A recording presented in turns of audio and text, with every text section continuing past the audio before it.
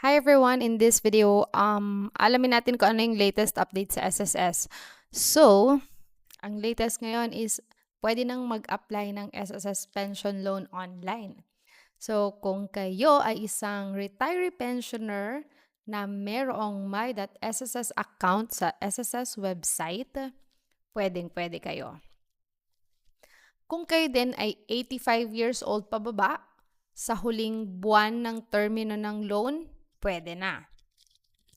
At dapat wala kayong kaltas sa monthly pension or existing advance pension sa ilalim ng SSS Calamity Loan Assistance Package. And another is regular kayong tumatanggap ng monthly pension at ang status ng pension ay active. And then another one is, kailangan may valid disbursement account kayo na naka-enroll sa Disbursement Account Enrollment Module or DAEM. And lastly, kailangan meron kayong updated na contact number, email, at mailing address. Okay, so kung kayo ay senior or retiree pensioner, gawa na kayo ng my SSS account ninyo sa SSS website.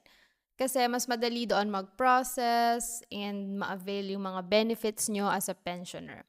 Pwede nyo nang i-take advantage yan.